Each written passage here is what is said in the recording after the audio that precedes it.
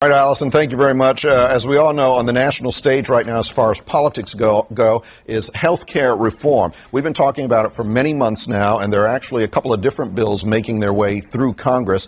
Are lawmakers actually reading these bills before they make their decisions and vote on them? You may be surprised to find out often they are not. A nationwide campaign is underway to force members of Congress to read the legislation before they vote. Joining us now to talk about that this morning is Eric Yaverbaum. He is co-founder of readtovote.com.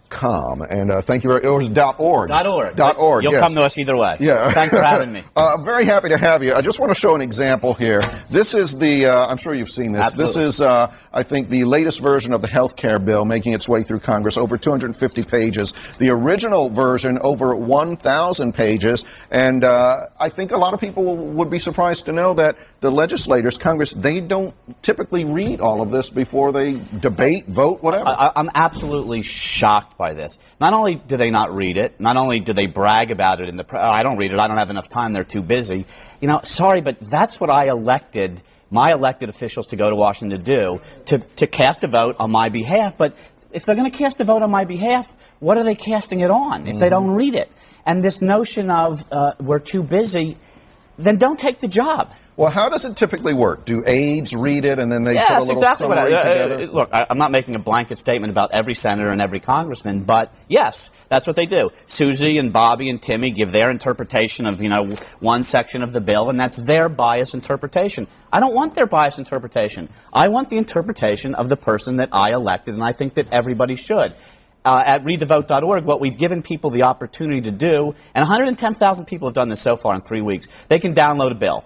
And they can read it themselves. Don't listen to no soundbite journalism. Forget about what I say. Forget about the right, the left, anybody. No soundbites. Let's debate facts so people can read these bills. Now, 110,000 people, voters, future voters, and that's why I think all senators and Congress people should be paying attention, signed, they pledged to read an entire bill, and they downloaded one. Excellent. We have not gotten a single solitary congressman or senator to say that they will make the same pledge. Really? Yeah, and I hope that they're a little bit wary of the voting booth when voting time comes. Now, are they aware of the effort? Have you made them clearly aware of what's going on? We've made them so aware. I'm sure nobody likes me being in town when I fly in. Yes, we petitioned to chalk the steps of the Capitol. My brilliant partner Mark DeMassimo in New York's advertising agency recruited 1,018 chalkers to chalk the entire bill so they could read it on the way to work. Capitol Hill Police wouldn't let us do that. DeMassimo then created what we called a poster card. We put the entire health care bill on a poster card instead of a postcard because it couldn't fit, and we sent it to every representative, every congressman and every senator.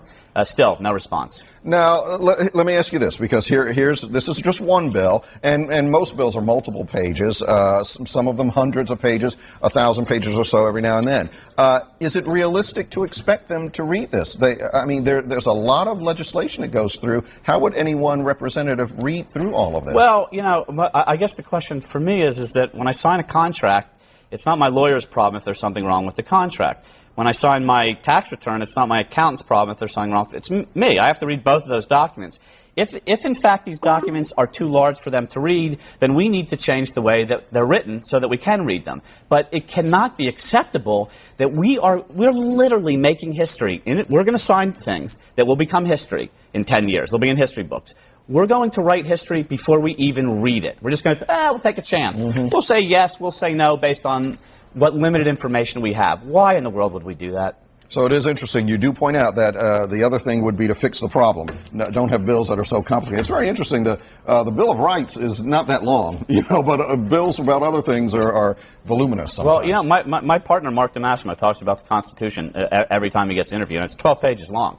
That is an enduring document that we can all understand. All right. If you want more information about it, the website is readtovote.org, or you can go to our website, myfoxdc.com, and we'll link you to their website as well. It's very interesting. Thank you so much for having me. We'll see if you get anybody signing on, for any politicians signing on. Well, we'll let you know. Yeah. All right. Very good. Thanks, Eric. Do come back. All right. Stay with us.